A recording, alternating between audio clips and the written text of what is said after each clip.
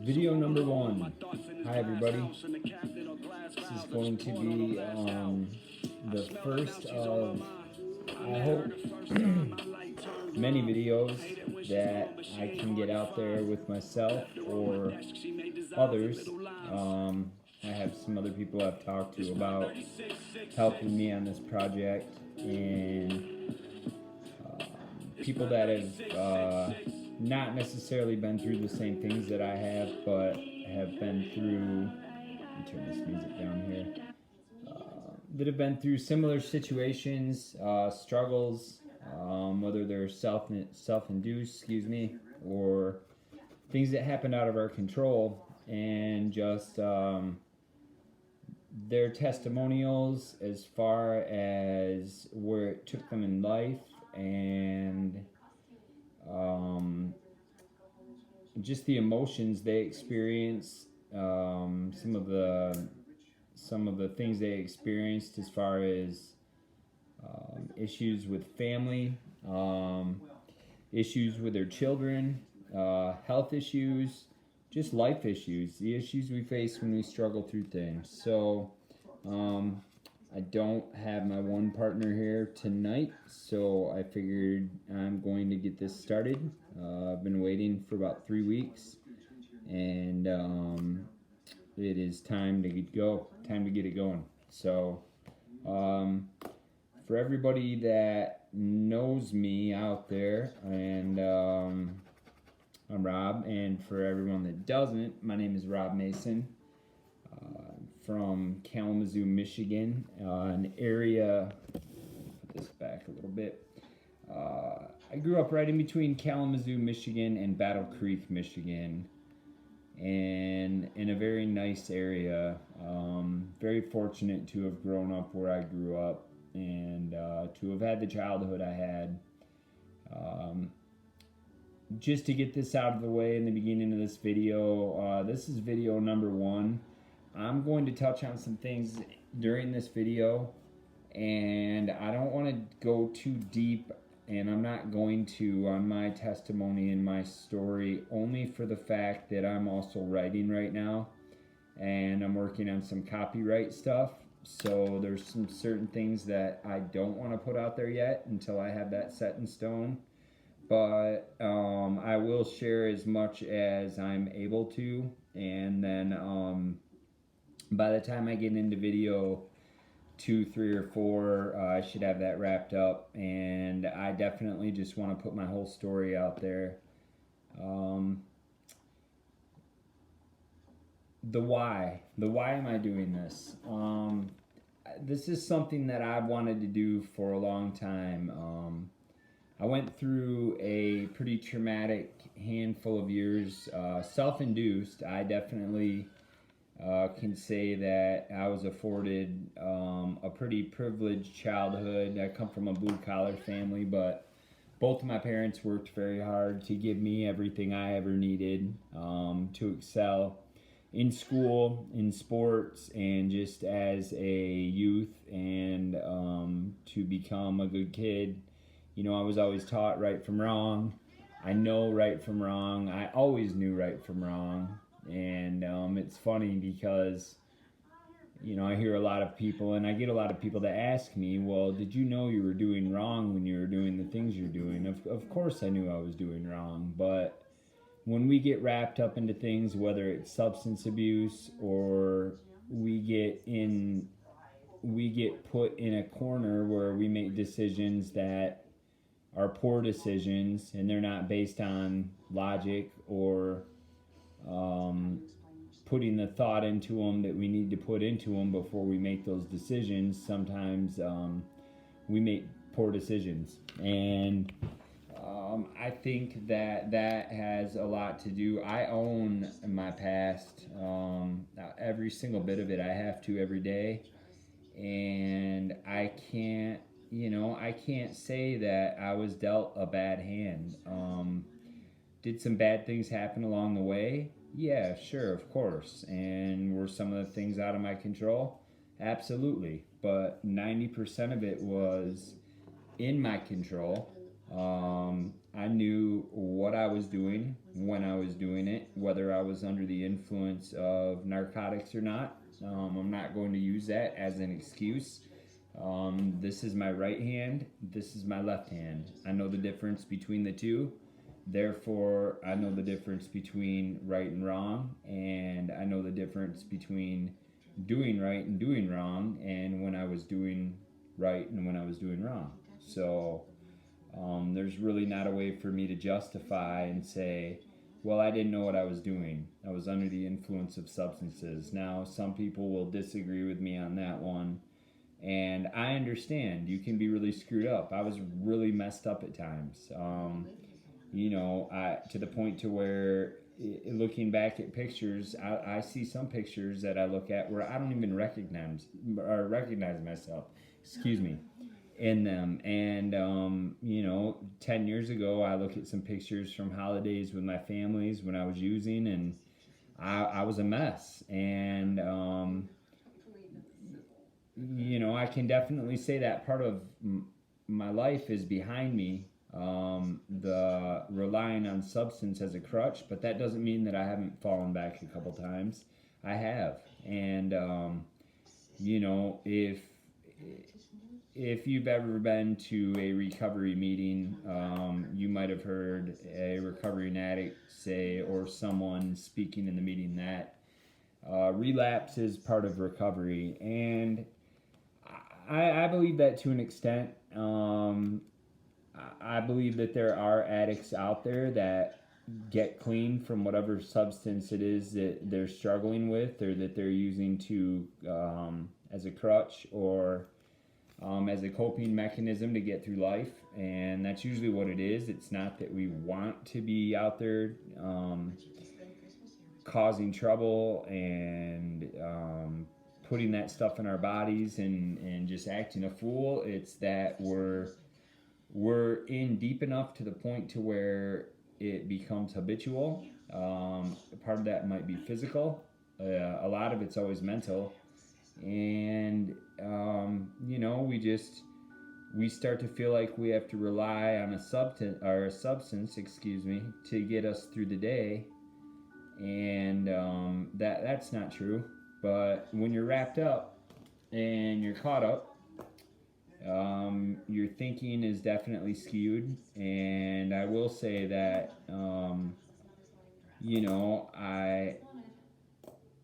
I will say that I'll buy into that one. If you're on substances, you are not going to be thinking correctly, no matter how tight you think your head is screwed on. If you are abusing substances, and if you are an addict, you are going to be making decisions that are ultimately going to be poor at the end of the day. And you can get along with it for a little while. You can fool people. I had a good run. I fooled people you become good. Addicts become, you can take the most wholesome, honest person in the world and have them become addicted to a substance, and they can turn into the most manipulative, cunning, storytelling person that you've ever met in your life. And they can tell those stories with so much conviction that you're gonna believe them. And that's part of addiction. Addicts aren't stupid people. We're smart people. We do what we need to do to get what we need. Unfortunately, 90% of the time, what we do is not right in society's eyes. We end up hurting our families. We hurt those that we love the most. We wrong the people that have given us opportunity and stuck their hands out for us and their necks out for us. And it's sad because I don't think that in our hearts the majority of us want to do it. I think that I really feel and believe, and mind you, this started going on for me. I'm 42 years old. this started going on for me when I was about, I would say, 28. So, um, I've had quite a bit of experience in this. I've been through rehab more than once. I've been incarcerated in the federal system, in the state system, and in the local system. I went from never being incarcerated, period, to turning myself into a federal prison in New Jersey for an incident of where I was basically stealing money to support my habit, and my drug of choice were opiates. I never went to the needle. I have a fear of needles, and maybe that's why. Maybe it was just a stroke of luck. Nonetheless, though, I was taking the same thing, just in pill form. At my peak, some people don't believe me when I tell them this, but there are people out there that were close to me that would watch me do this. It was insane. I was taking up to 60 to 70 Vicodin a day, and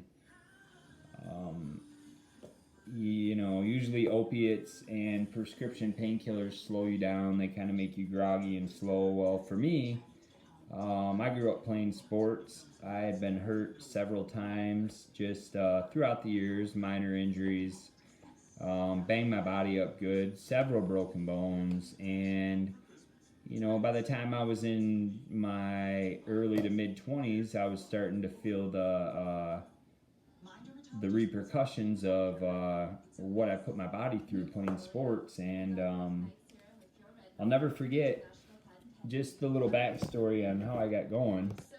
I had my wisdom teeth out, and I had never taken a painkiller before, and I was given a small amount of painkillers for the wisdom tooth extraction, and I was not going to put any names out there of my friends or anything, especially without permission, but I was with a good friend, and I was driving, and it was the middle of the day, and I had my wisdom teeth out the day before. I should have been at home resting, yet I was out driving because I was high on Vicodin and didn't think I was in any pain. And that's the thing about opiates. You're still in pain. All they do is just trick your brain basically into thinking you don't feel any pain. And it's a scary thing because it doesn't just work on pain from injuries and whatnot. It can trick your brain into not feeling pain from life on life's terms, if that makes any sense to everybody.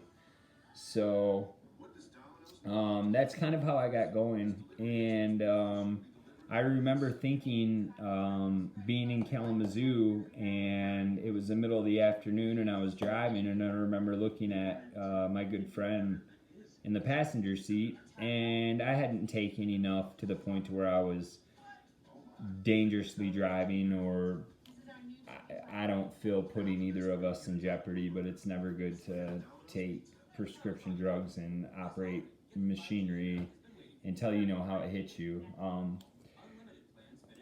Or probably good, period. But some people don't have a choice. There's guys and girls out there with bad backs, surgeries that they're gonna have to take them for the rest of their life just to get through with the pain. And so, getting back to that story, I just remember feeling a feeling of euphoria, and I was in college at the time, and I had an amazing amount of work that I had procrastinated to get done. I just had a lot going on. I was working full time for my dad. I always worked full time. Even through my addiction, that was the thing. I think that's why I hid it from people for quite a while, because on the outside, I always seemed to keep myself together. I kept my hygiene up. I kept my hair cut nice. I took good care of my teeth. I dressed nice. I usually had a job where I had to dress. I worked in sales for a long time, so I always had to look presentable, and therefore I think a lot of people didn't see past, and didn't look deep enough into my eyes to see that there was something not right there.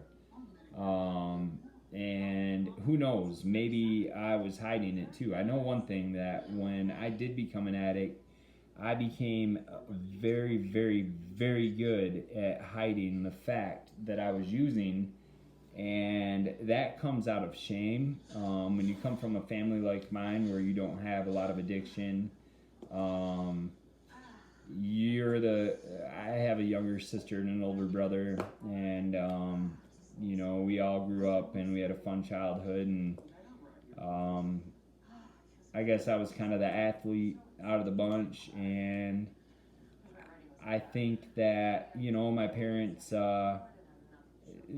they had a lot of faith in all of us that we were all going to do good, and they gave us a lot of freedom, not too much, but they trusted us because we had good heads on our shoulders. But in reality, I was probably, out of being the middle child, I was very lost, no direction, and I became very, very, very good at being manipulative as far as telling people what they wanted to hear, putting on that face of everything's okay. I'm gonna comb my hair. I'm gonna, brush my teeth, keep my teeth nice and white. Always have my hair cut just so. Always be clean shaven. I played sports throughout most of my addiction until it got to the point to where I just was mush and couldn't even do that. But I kept myself in a good physical shape. So to the average person, my appearance probably fooled them into thinking that, into not thinking anything, especially that I was a full-blown drug addict. Something that I'm not proud of at all. And I'm going to say things throughout these videos as they go on. And one thing that I want you all to know is that I'm never glorifying anything about substance, and I'm never ever ever glorifying anything that I did, even if I might talk about a story and talk about how crazy it was, which I plan on. I'm going to lay out this entire story, every little bit of it, because it's bizarre. There's a lot of people out there that probably wouldn't believe me. They might think, God, he's probably just saying this stuff to do it, to kind of spruce it up and get more followers, make more money. Who knows? I don't have to do that. Unfortunately, all of my shenanigans are on public record, and if you want to find them, all you have to do is dig hard enough and you'll find them. So and then there's a whole slew of things that happened on the in-between that were just I consider myself very lucky to even be sitting here. I've been in several serious accidents, which is why painkillers kind of became a consistent crutch in my life. Seemed like I was getting into an accident, whether it be a car accident or a motorcycle accident, or getting hurt playing sports every 3 or 4 months. And that wasn't to obtain pills at first, but after a while, definitely. The little sports injuries, I twisted my ankle or I sprained my wrist, I have to go to the ER. Yeah, that was completely bull. That was, I could have went home and taken a couple Tylenol and been fine. But when you hit that certain point, it's sad. And any addict or any family that has an addict in their family can attest to this, that we will do what we have to do to keep that addiction rolling. And I feel that substances are different. Certain substances, opiates, and you might hear this and people might scoff, but they all lead to the same places: jails, death, institutions. But having said that, they all leave you a little bit different too. Whereas an opiate addict doesn't want confrontation. All we want is our little bit of medication for the day to avoid withdrawal, and we want to go back inside and watch a movie and hopefully make sure that we have enough to make it through the next day and make it through our job. And because I don't know about other people, but for me, I was so bad. I was to the point to where if I didn't take a handful of pills every 3 or 4 hours, I was sweating. I was in a complete 100% withdrawal. And I'm not going to go into the details of what that entails, but it's miserable. You can't live a normal life while you're withdrawing. You definitely can't be at work behind a desk and not have your coworkers notice that you're falling apart physically, and that you're sweating, that you're sick, vomiting, all the other things that come along with it, and it's just a real mess. So I kind of put together an outline here because I didn't want to get too far off, and I really hope that you all stick with this video and that you do listen to it, because being that it's my first video, like I said, I have some things I need to do before I can really kind of put the rest of it out there. So I guess this is just sort of the intro and just kind of an idea of what I'm going to be doing over the next handful of months to hopefully inspire people. And my plan is this: would like to twice a week post on my YouTube channel and tell a little bit of my story each time. And then I would also like to have a podcast once a week, and I'm working on that webpage right now and getting it, it's closer to being done than not, to where I can have people call in or email in and ask questions.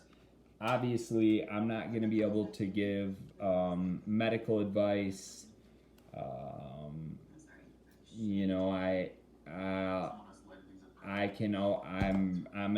That's another thing I have to look into, the resources. I want to be able to give the proper resources to help people. And I want you all to know, before I forget, that this is not just about substance abuse. This is about depression. This is about COVID-19 and being locked in our houses and being depressed. This is about seeing our loved ones die. I have someone very close to me right now that has a very serious case of COVID-19. And, I couldn't imagine losing that person, and they're on the up and up. And I believe that, God's gonna do his job, and he's gonna deliver them home safely. And I've been saying a lot of prayers for a lot of people. And whether you're a praying individual, this isn't about religion. This isn't about church. This isn't about any of that. This is about the state of the world and where we're in right now. We're in a state right now that is filled with negativity, and I don't want to overlook all the good things, guys, because there is a ton of good things going on. With this, there are people that are coming out of the woodwork that have good hearts, that have good souls, that are helping people, and that are doing it for nothing. They're doing it out of the kindness of their hearts, because that's what happens when times get rough. Good people come out and good people do good things. And then obviously we have crime is up. That's going to be a given. People are struggling. Jobs are tougher to come by. People are behind on their bills. it's just a rough world out there, which thus in return creates bad attitudes. I think crime is up as far as assaults, and just in the two cities I live in between, I hear I've never heard. And these are good cities. I love these cities. These are my hometown cities, and Kalamazoo. I spent my childhood growing up there and living there after high school and even recently. And it's a great city with Western Michigan University and Kalamazoo College and the nightlife downtown, and just there's so much to offer. And then we have Battle Creek right next door, which is on the up and up, I believe, from what I've seen. And it's an industrial city, but without them, there would be a lot less employment in the area, and we obviously need that. And so I just want to give love to both of the cities I grew up in between, because it's not their fault. It's the times. We're in unprecedented times right now with this pandemic. The division, I don't want to get into that. I don't want to get into politics at all.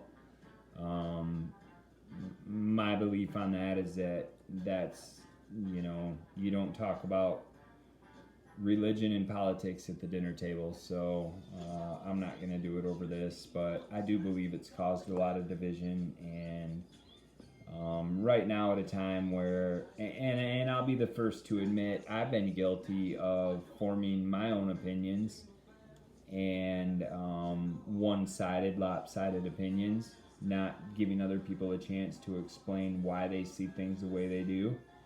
And I've probably lost some friends over this whole political thing over the last 4 years, and it's ridiculous, because life is too short. We don't have enough time on this earth to lose our loved ones and our close friends over stuff like this. I think all we can do at the end of the day on that one is it's going to take pulling together and unity rather than division, which we already know.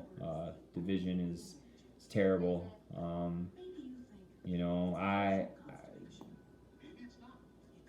I'm not perfect. I've said things to people that I've regretted in moments of being heated, and I've had my times for sure, but I love everybody out there. Even the people that I don't like, I still love you. I might not like you all the time, but it doesn't mean I don't love you. And I think that's what we're lacking in this world right now. But I don't want to get it too much off pace. I'm trying to follow a little outline I put together for this first video. And so moving on, just to finish up on my story, so everybody knows, which most people locally that live in the community where I grew up, they know about it, and it's been some years, but I've had some slip ups on the in between, and I've embarrassed my family.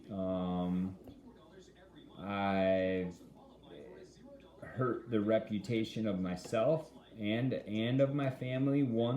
I'll tell you one thing about my family is, if anyone knows my family and my extended family, we have a great family, and I come from a family of kind, just genuinely good people that are always willing to stick their hand out and help anybody in need. And I'm not saying there's not some characters in there. I'm probably one of the biggest ones, but I'm blessed to come from a good family. But growing up around here, I was afforded a lot of opportunities, and had a great childhood. A lot of success in athletics. I was blessed to play with a group of individuals from the time I was in second or third grade. All of us guys in my class came together in the class above us and below us, and we spent hundreds of days, whether it was over the summer or on the in-between, and we gelled together, and we had amazing athletic programs, and that's because we were all friends. We all had a desire to win, and we were young men with the world in front of us. And I just think it's a blessing that I had sports. They gave me direction. They gave me accountability. I had good coaches in my corner that believed in me. That, my father worked a lot, but that doesn't mean that my father wasn't there for me. My father always gave me good sound advice, and I have a mother who is nothing shy of a saint, and I was fortunate enough to for the blessing to have good sound advice from her too. I think a lot of the times they in the past had put a lot of blame on themselves about my problems and everything that had happened, and I always told them it wouldn't have mattered, Mom or Dad, what you did. The only way you could have stopped me from doing the things I was doing, you would have had to have put a ball and chain around every appendage I had and locked me in the basement in a tiger cage, and just left me down there till I snapped out of it, because I was going to do what I was going to do. And so, having said that, that's a scary thing for the parents out there, is that you can do everything right, and you can be parent of the year. You can talk to your child and you can educate him or her on the dangers of substance, or getting into hanging out with the wrong crowd, which can lead to who knows where, many bad places. And you can do everything right, but your child at some point is going to make that transition into adulthood, and like myself, they're not going to do it to spite you. And we never do it to hurt our parents. The last thing we want to do is hurt our parents, at least the majority of us. But we're going to do what we're going to do, no matter what, unless the law intervenes, or unfortunately death, if it's substance, whether it's an overdose, which I've lost, especially in the last 10 years. I can think of 4 or 5 super close friends that I've lost, that didn't grow up in a family that had anything to do with drug use or anything. And these were young men and women that got involved, became physically addicted, mentally addicted. But more so than anything, I don't even think they wanted to be using these drugs. I think it was a perfect storm, like it was for me. We had things in our life, insecurities. I know a big one for me was bouncing in and out of college. Not instead of going right into my freshman year and playing soccer or basketball and having that accountability to get me to class every day, to keep me on the straight and narrow.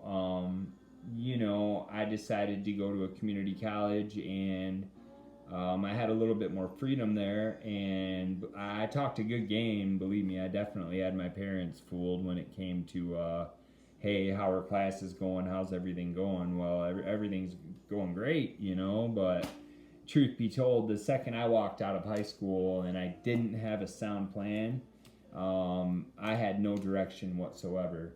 And I really had a hard time holding myself accountable. And the older I got, I think the more the insecurities built up of,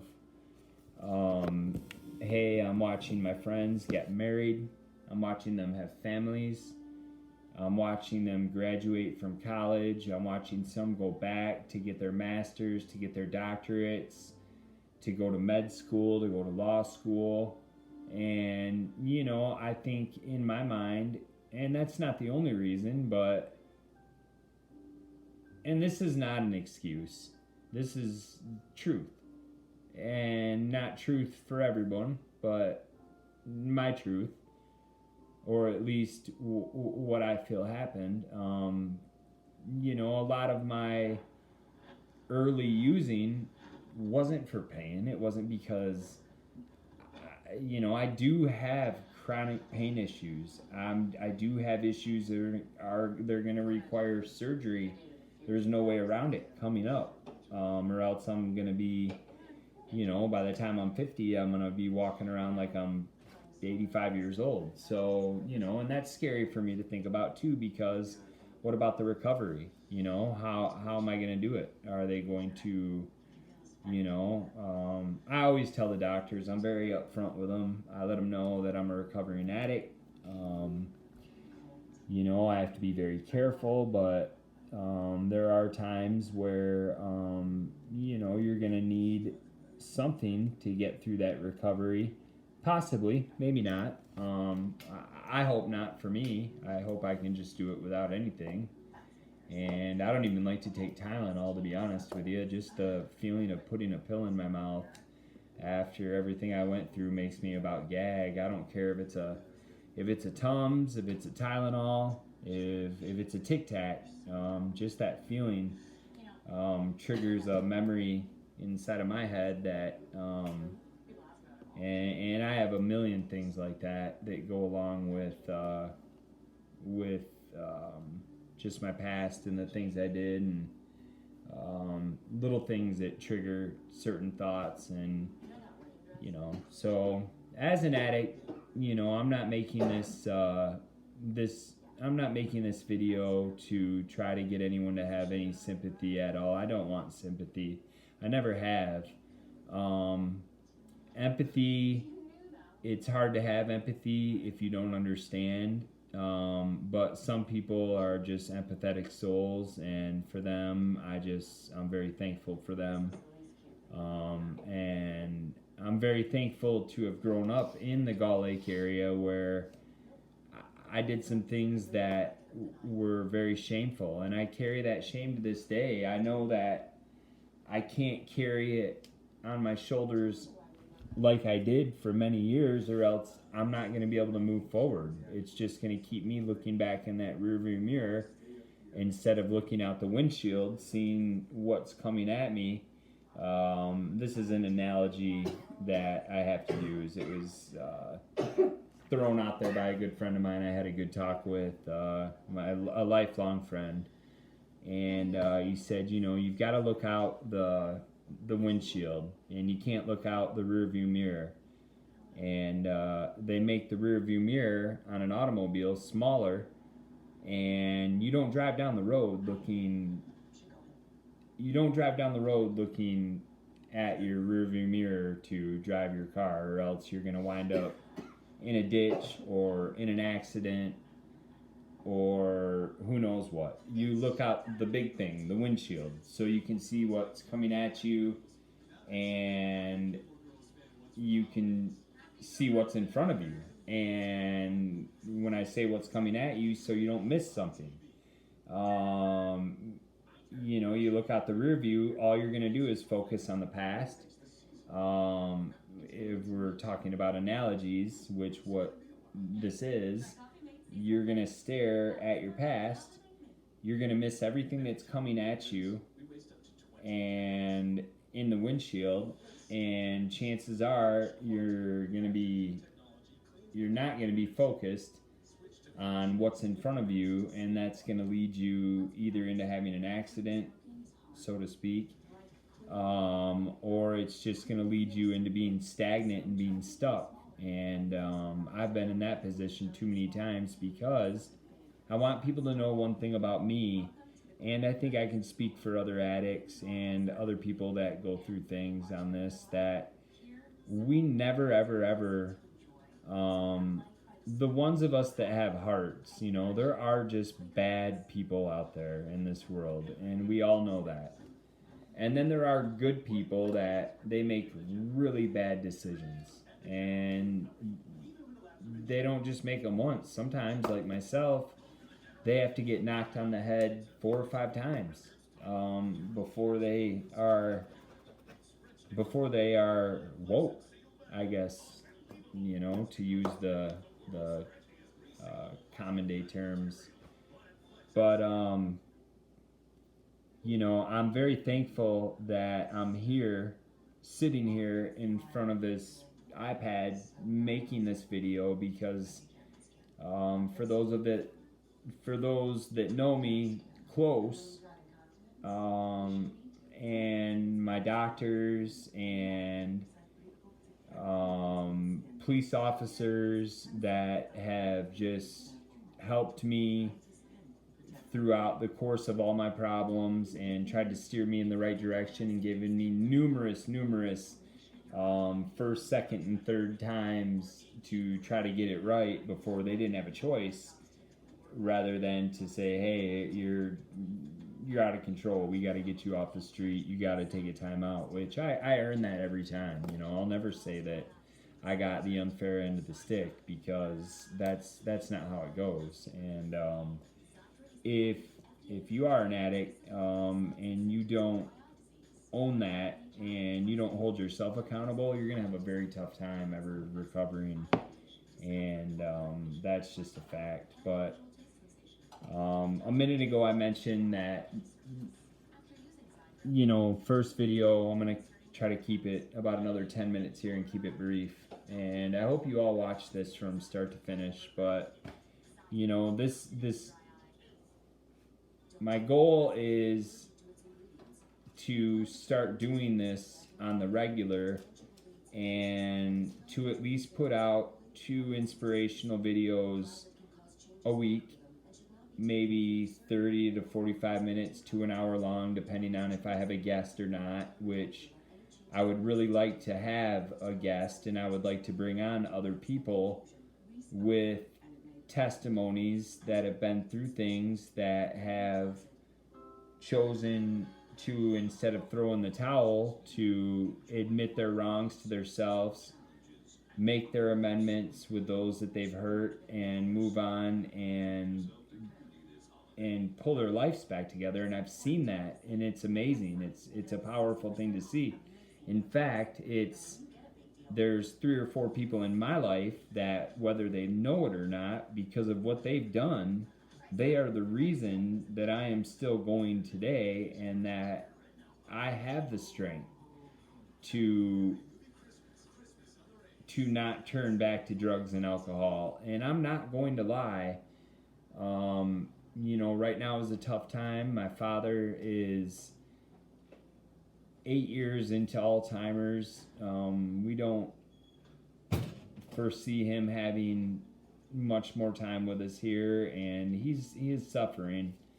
And you hate to say that, but you know, I don't want my dad to suffer, and I don't ever want to lose him. I wish I could keep him here with me for 250 years, but you know, that's not how it works. And you know, there's just a lot going on with our family right now, and